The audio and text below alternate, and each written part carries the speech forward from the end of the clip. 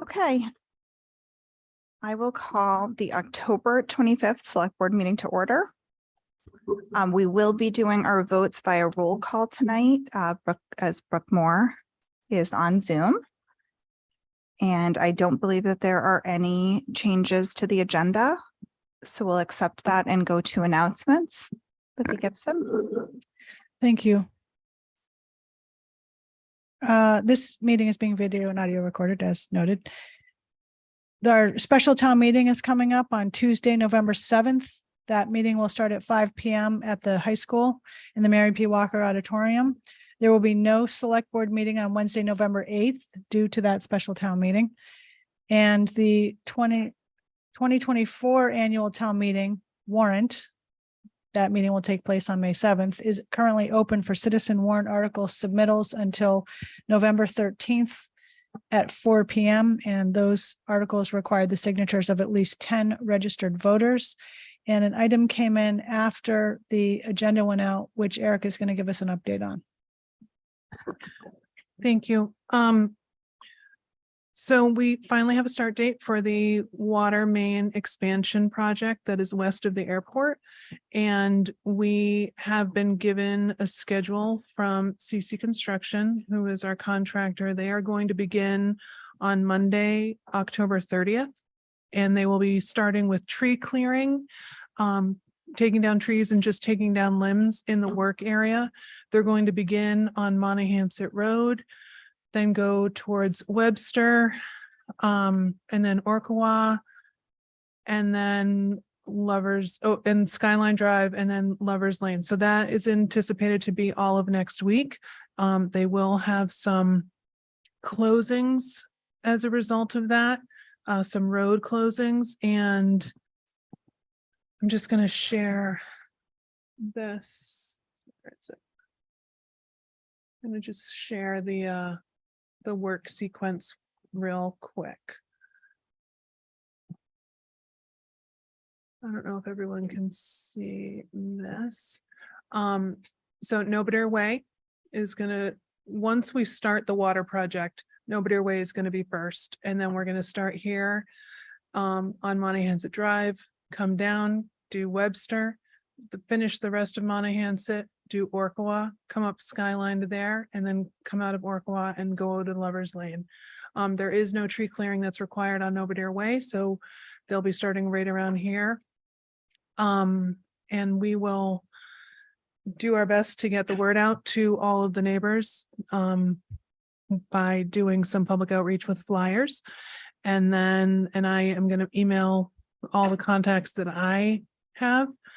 So it's exciting that this project is starting. And so then they're going to do a little bit of drainage cleaning after that. And then they'll start with the mobilizing, and then they should be, I think, actually starting the water main installation around November 20th if the schedule holds true. Just looking at it, it goes up and back on was it Nobodere Way? Here? Yeah, It's a loop. The road's like a horseshoe. Yeah, so it just goes up and back. Is there water in Evergreen and any of the others back there? Or? I believe that there is already water in these areas. Yep, gotcha. Okay. And the red lines here show where the airport did the water installation last year or 2 years ago now. Okay, that's it. Thank you. Are there any opening select board reports or comments? Okay, we have one follow-up item. Yes, thank you. At last week's board meeting, a question arose about a contract with retired Director of Planning, Andrew Vorse.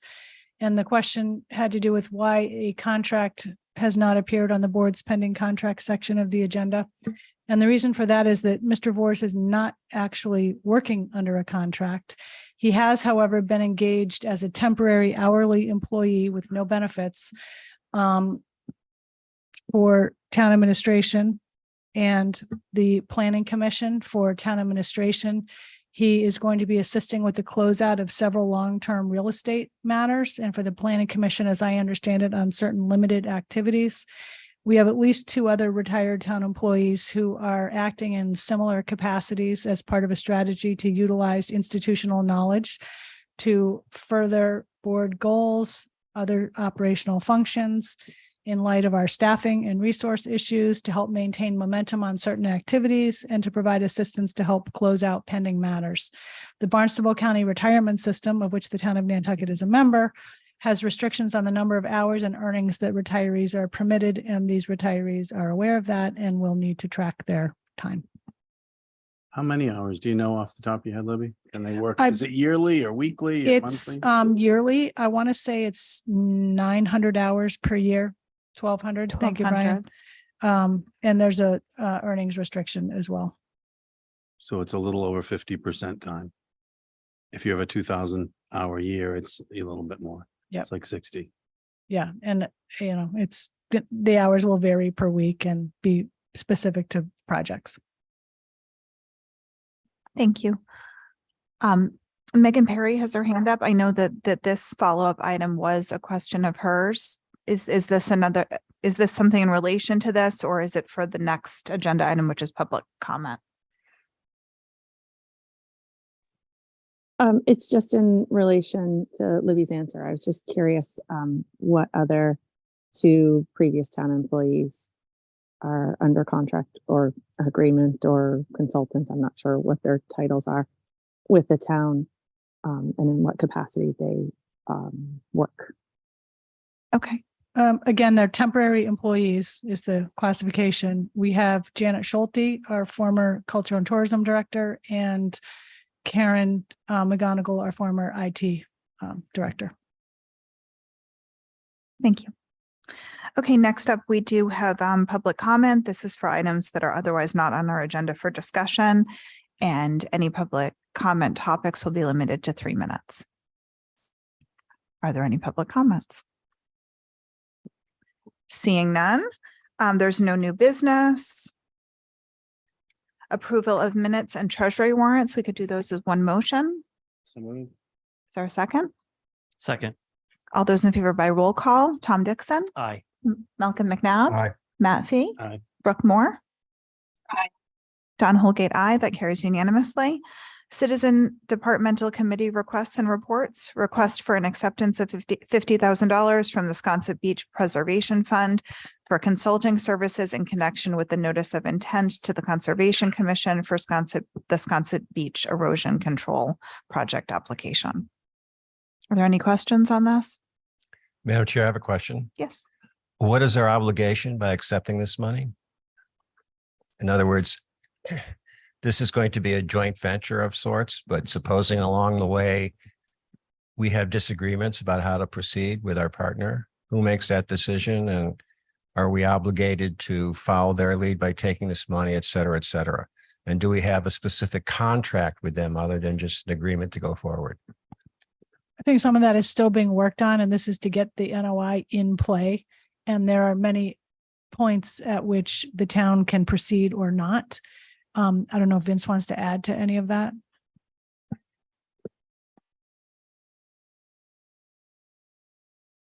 Thank you, and through the chair, Vince Murphy, Resources Department.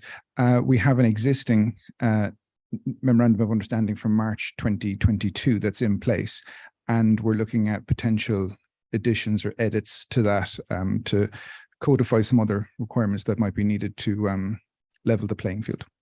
Thank you. Sir, would you mind forwarding that contract to me? Yes, we will. Thank I you. probably have it buried somewhere in my computer, but it'd be a lot easier to start over. Yes, I can send you the one from March 2022. Right. No problem whatsoever. And we're working on edits. We haven't even spoken with the town council on that one yet. So I don't have anything to add yet. Thank you, Vince. Is there a motion? So moved. Second. All those in favor by roll call, Tom Dixon, Aye. Malcolm McNabb, Aye. Matt Fee, Aye. Brooke Moore. Aye. Don Holgate, aye. That carries unanimously. Town managers report. Okay, so first off, continued preliminary review of town-sponsored warrant articles for the 2024 annual town meeting. One additional item has come forward since review of this at your meeting last week, and that is going to relate to the acceptance of a Massachusetts general law as to the investment of trust funds. It's kind of a technical financial management issue, but in discussions with the treasurer and the finance director, they're recommending that we add it to the warrant. So that's just an addition. And I think that's it, unless you all have thought of more articles or have questions or anything like that. Otherwise, If I might, Yes, Oh, sorry, Brooke, Brooke. please go ahead. I wanted to put on the table an idea that I mentioned at our strategic planning workshop yesterday, which was to alter the compensation of select board members. And I think the number at this point isn't as important as the concept of making the compensation at a level that makes it more accessible for people to be able to afford to serve as select board members with the hours required and the compensation we have now. It's a very limited pool of people who have the job flexibility, the financial flexibility to commit as many hours as this job takes to the community. And I think we are excluding a large percentage of our town residents from even considering serving on the select board because of the compensation we have.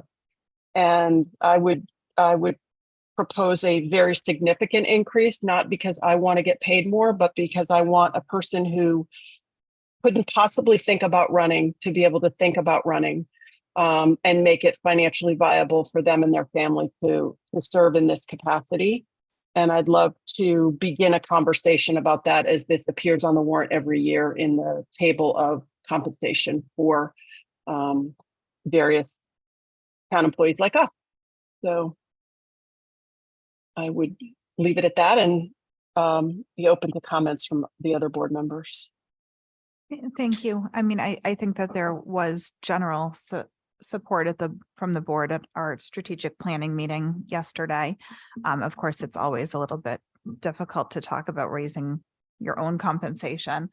But maybe we could put together a little homework on this in regard to what other boards throughout the Commonwealth get paid, and maybe similar types of communities, and also get the answer to when the last time this board actually did have an increase in compensation,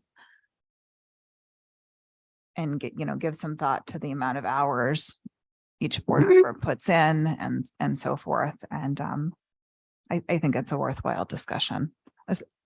I don't know if we can pinpoint exactly when. That's going to take a little digging, but I'm going to tell you it is at least 20 years.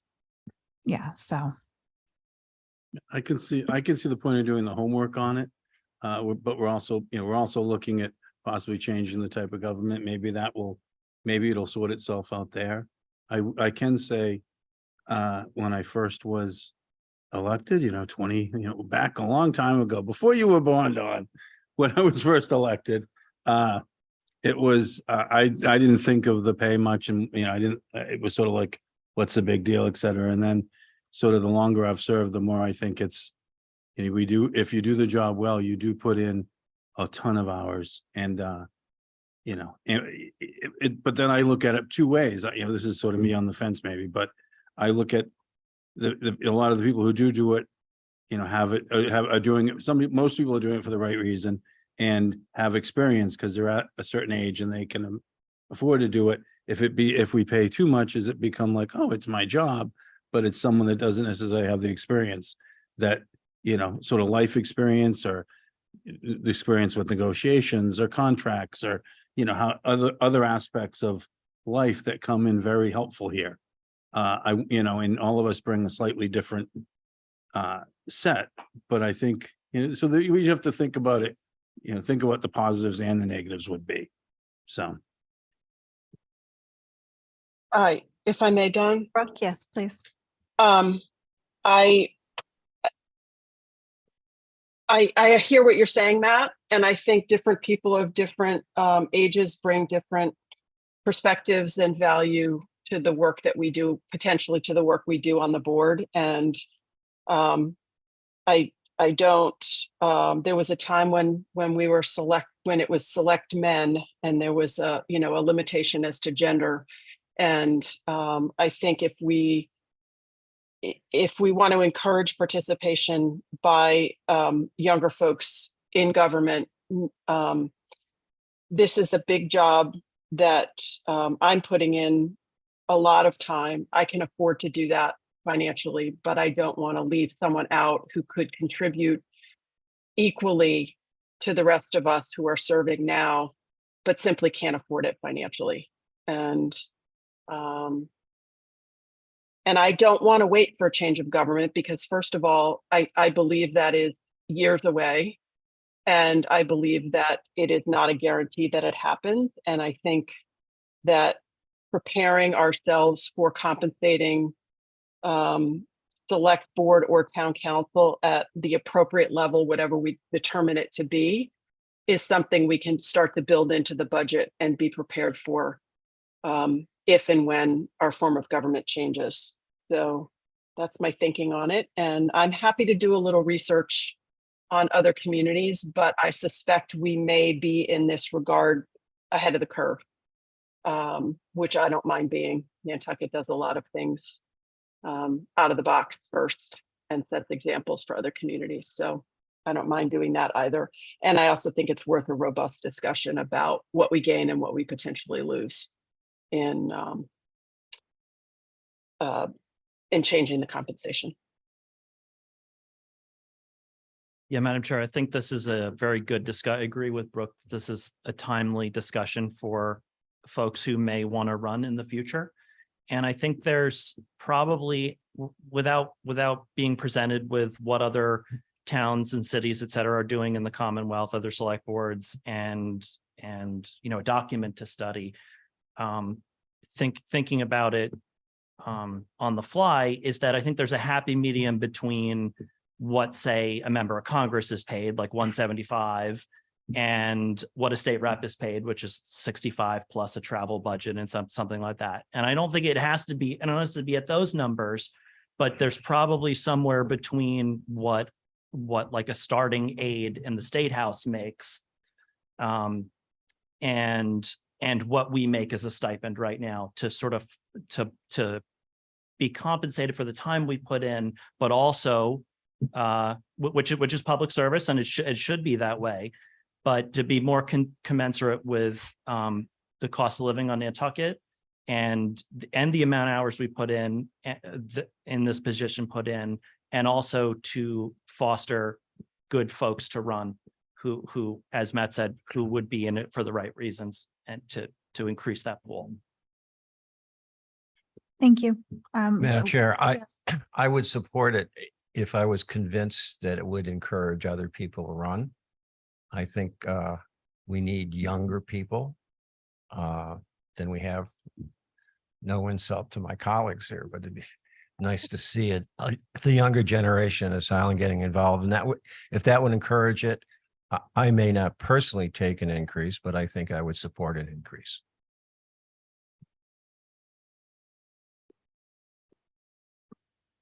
Okay, we'll continue that discussion as we formulate our warrant articles. But let's see if we can gather up. One other any comment. I think the whole, information. sorry. Go One ahead. other comment. I think the whole idea that young people should run, we have a lot of positions that young people should go and volunteer and do before they end up here. You know, I think that, you know, I was involved with the comprehensive plan and on the finance committee, and on plenty, you know, was a member starting Sustainable Nantucket, and did plenty of other things before I got here. And I was still relatively young when I started here. I think that the people who have come right here from right as their first step, or, you know, sort of into Nantucket government, it has been sort of rocky at times. And so I think it's really important that in our discussion that we continue to do the good work we're doing, encouraging people to do other positions and do other things and come here with some sort of background. So So that the value added and useful here at the beginning. No, I absolutely agree Yeah. that, but it's still an elected position. So people with higher levels of qualification, you would think would prevail in an election. But I think, I think it's a very significant barrier because so many people on this island not only work one kind of 40-hour-a-week job, but many have to supplement that with another. So to just bring this to the level where it would be considered a part-time paid position, I think would be kind of my direction in thinking about it. And anyone who doesn't need it can make a really great donation back to like human services or something. Madam Chair, Done. excuse me, Brooke, Madam Chair, I completely agree on the part-time, but paid as a part-time position. That sounds like the direction. Brooke, did you have Yep. another? Yeah, I agree. And it's not necessarily just young people. It's just people who can't financially afford to give this much time to the community. As the complexity of this job has grown over the years, Matt, since you first served, the town's gotten a lot more complicated. There are a lot more things we need to read and understand and dig into in detail, that I think the community may not be aware of how many hours we put in other committees and research and talking to people. And I think it would be interesting to for us to sort of track what the time we spend, because that I think will tell the story of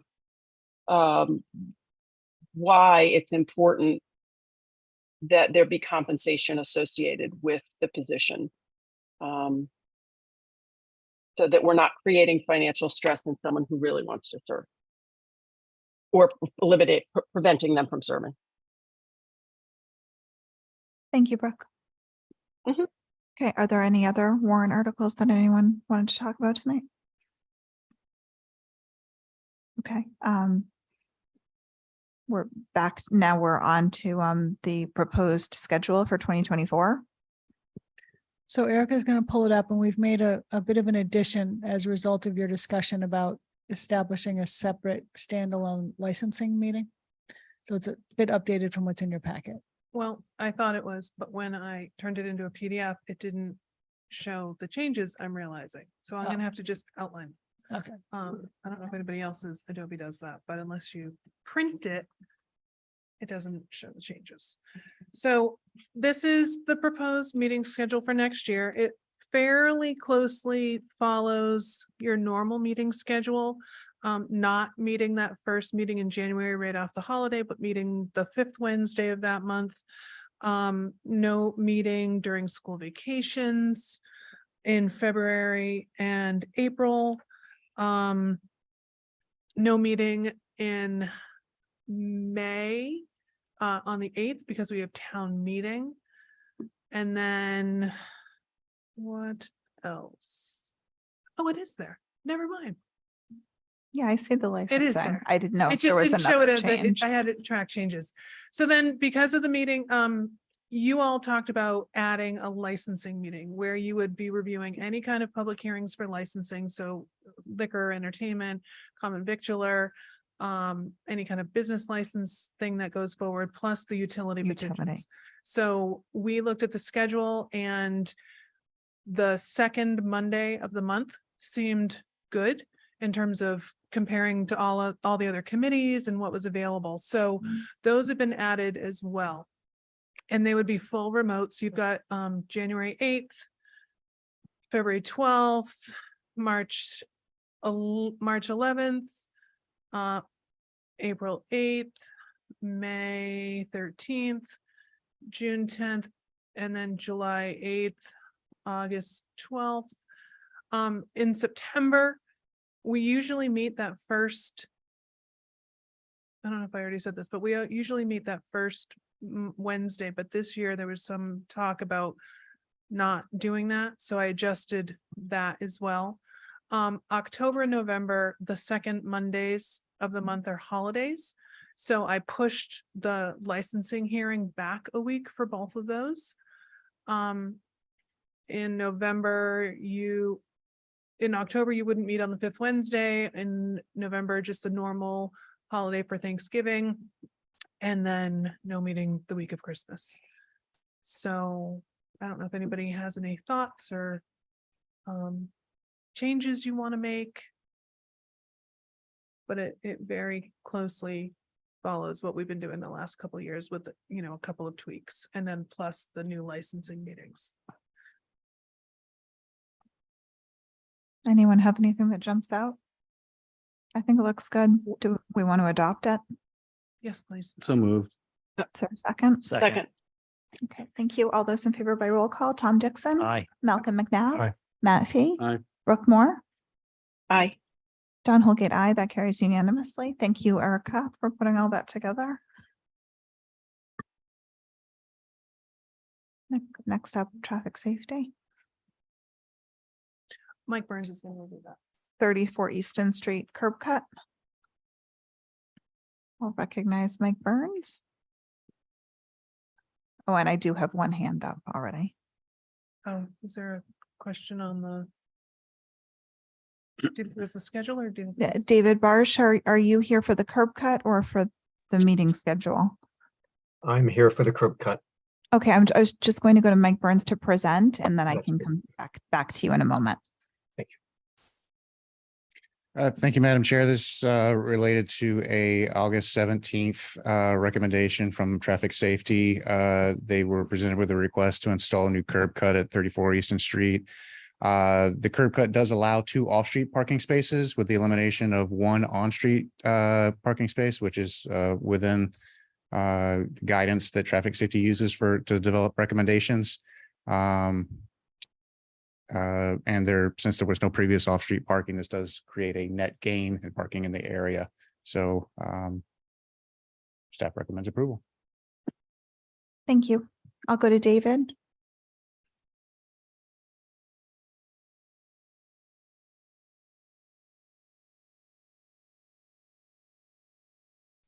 Okay, now I'm unmuted. Thank you, Madam Chair. This is David Barch speaking for the owner of 34 Easton. I believe Mike explained everything that I had to say. We're putting 2 cars off the street and eliminating 1 parking space, so we believe it's a net gain for the town. Okay, thank you very much. Are there any questions from the board? What's the pleasure? Well, just a comment. Okay. This is like, I do this every time. I can't help myself. This is a downtown spot that there, there's a net gain of parking spaces. There's a net loss of green space and of, this is of green space. It's, it's tougher for pedestrians walking up and down the sidewalks. If we had on-street parking set aside for neighborhoods and neighbors, we wouldn't have lost a lot of the, I call them parking yards. We wouldn't have lost a lot of the green space, a lot of the gardens and things that we had in the historic district in my youth. What I remember as a kid, even historic places like the Whaling Museum, the NHA has turned their side yard, which used to be grass, and into parking space for their staff. And so there is a cost of us not addressing traffic, not addressing parking and not charging for it, and not, it's more.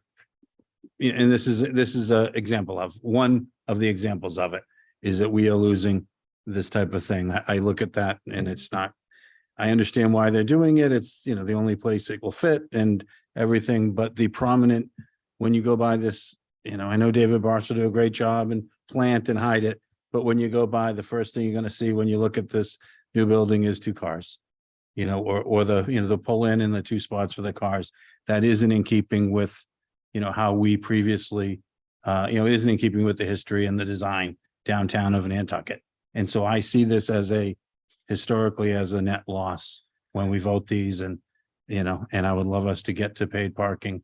And maybe someday we'd start to address some of this, but I know this is gonna get voted. I say this every time because I think it's important for people to realize that we shouldn't be building the island for vehicles.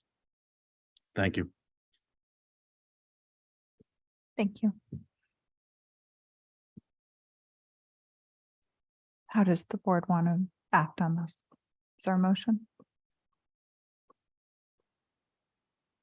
I'll move approval. Is there a second? Second, Okay, I'll take a roll call vote. Tom Dixon, aye. Malcolm McNabb, Aye. Matt Fee, I'll go now. Brooke Moore, Aye. John Holgate, aye. That carries 4-1. Next up.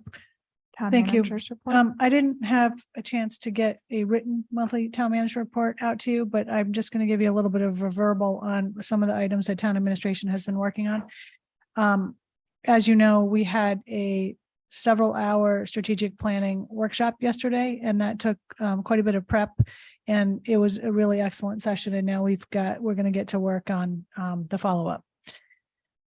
So the retreat is something we've been working on. The Surfside Water Main and Roadway Improvement Project has taken quite a bit of time, as I think we reviewed with you yesterday. The Sconset Beach Preservation Fund project is going to ramp up and has been taking some time here and there. The filling the positions of police chief, housing director are taking quite a bit of time. Long-term solid waste planning is ramping up, as I think Brooke Moore mentioned a week or two ago. We're deep into fiscal 25 budget development. The special town meeting is a slight lull right now, but it'll pick up in a week or so, and then we'll have follow-up to do right after that. The annual town meeting is starting to pick up preparations for that. Cybersecurity training. October is Cybersecurity Awareness Month, and we had some training of some staff people a couple of weeks ago, and there's just an increasing emphasis on cybersecurity and cybersecurity awareness that we're finding ourselves spending quite a bit of time on. We are, through the efforts of several staff people, working on a Government 101 kind of an on-demand video program. And at least starting out, we've already talked about some various ways to expand it, but every department head will eventually have a short video with a narrative that just reviews what their department does and where they can get more information about it, with some footage about their department in the background. Employee recruitment, retention, and retraining and training is something we're spending quite a lot of time on. Real estate matters are picking up a little bit with the temporary assistance of Andrew, and he is really going to be focusing on the closeout of long time pending items. But we do have quite a backup of yard sale issues, which we're trying to get at little by little. The Town Council Study Committee is taking a little bit of time.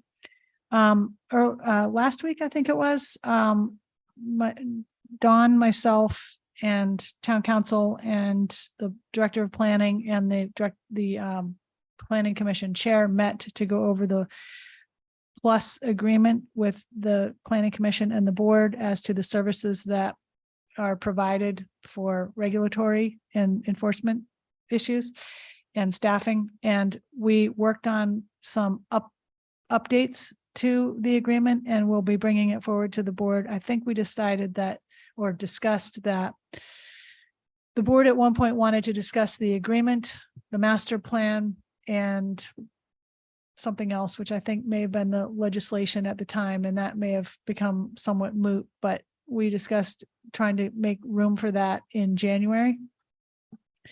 Let's see. We're working on Going back to that, Libby, on that item, I would like us to see better, I'm sure, and you guys do too, is better synergy between planning and the select board office and things, that are under your purview, stay under your purview, and sort of a better, there's certain things there that we were going to address. Novak's report said we would address at a certain time. We're at that time. I hope that the things that come forward are things that improve that. So. Yeah, I mean, I don't know if Don wants to say, but some of this is just clarifying the relationship and who does what and that sort of thing. So hopefully it'll address some of that. I just have one question. At one point, there was some discussion of not even having that agreement or canceling that agreement. Have we moved beyond that to changing it or improving it?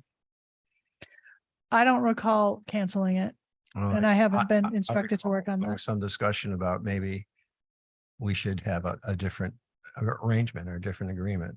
Well, I guess that's something the boards could talk about when we meet. Yeah, If I you think wanted we to. we will do these updates and clarifications and then circulate it, and then we'll have a joint meeting where that can be discussed as part of it.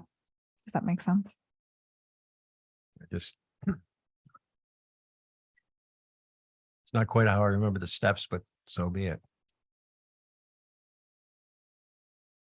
So other things include we are trying to get our usual annual effort underway, communications with National Grid to determine if the valet parking lot on Candle Street will be able to be available next year. That's always a little bit challenging.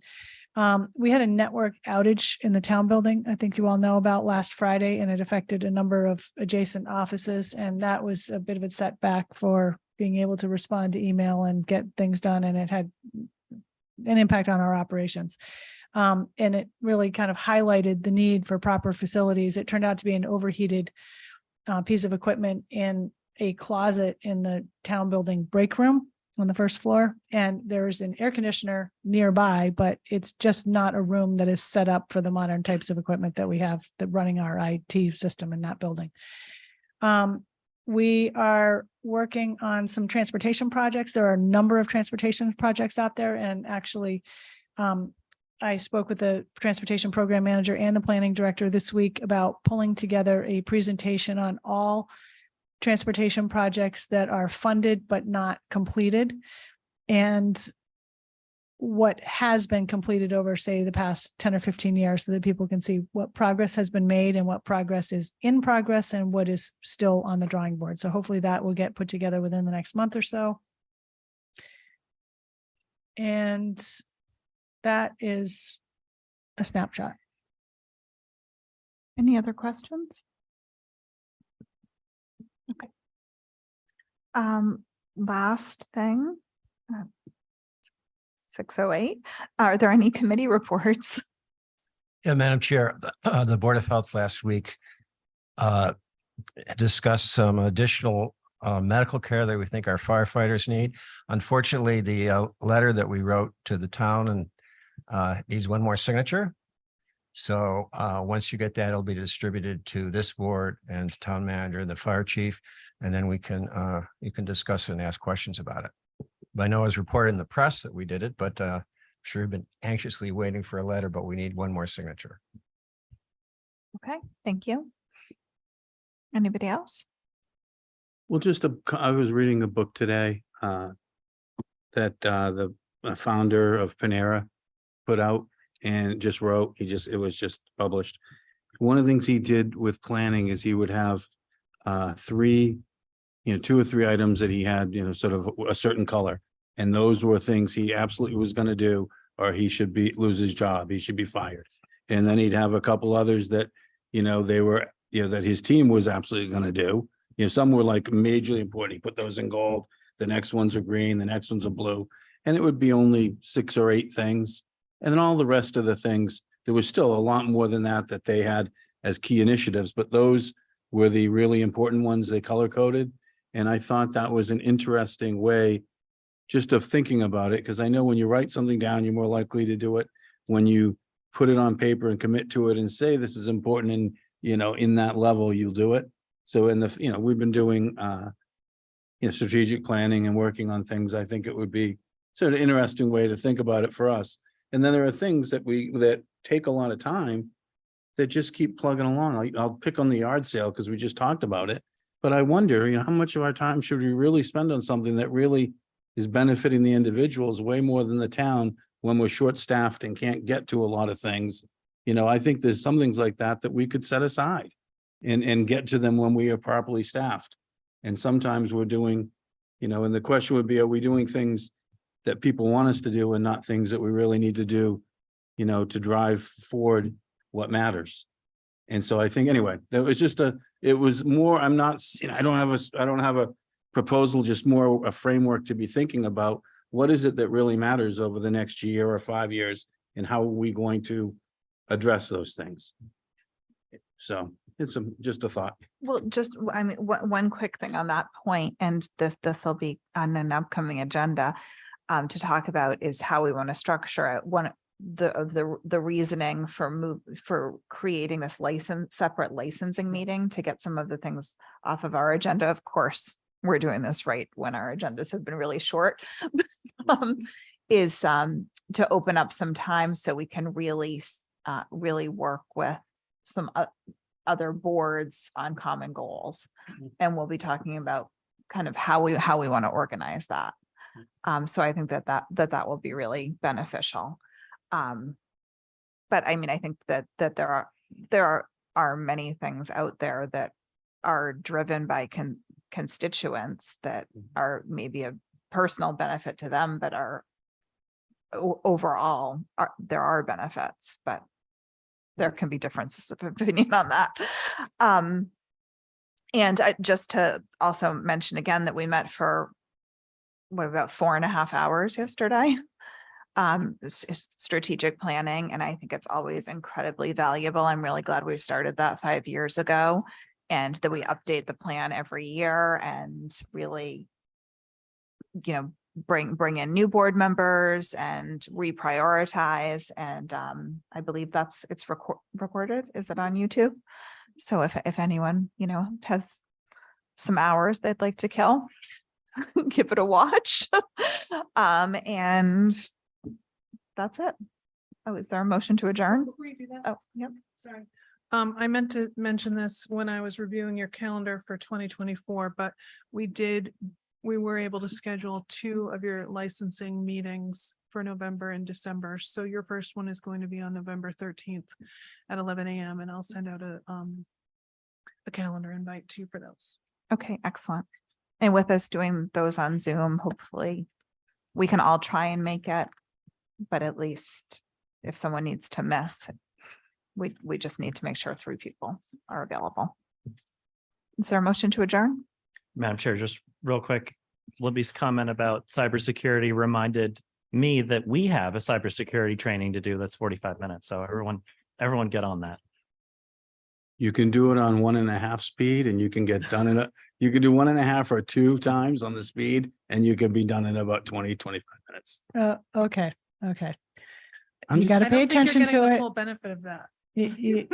Come on, I got 9 out of 10. That's close enough. Okay, isn't that's it? very good, but we really don't want to minimize the importance of cybersecurity because it can truly cripple our operation, and it is important to take it seriously. Not that you're not, but I'm just saying. Done. Yes. I will make a motion to adjourn in a second, but I just wanted to follow up on your comment. I think one of the most valuable things that comes out of that strategic planning meeting is the dialogue between our senior town administrators around capacity and how that fuels into our prioritization, and really a dialogue about when we add things, priorities, we have to make sure that either enough things have been completed or we're reprioritizing in a way that we're not overburdening the capacity that we have in town administration to execute things. I think it's important both from, taking care of our workforce and the folks that work for the town, but also in terms of setting community expectations about how much really can be done with the staffing we have and with the understaffing we're currently experiencing. And so it's always really helpful for me, those strategic planning meetings in that regard. No, And I will make a motion to that was a adjourn. lot of the discussion about realigning our priorities in terms of capacity. And was that a motion to adjourn? It was Second. indeed. All those Second. in favor by roll call, Tom Dixon, Aye. Malcolm McNabb, Matt Fee, I, Brooke Moore, Aye. Don Holgate, aye. Thank you very much.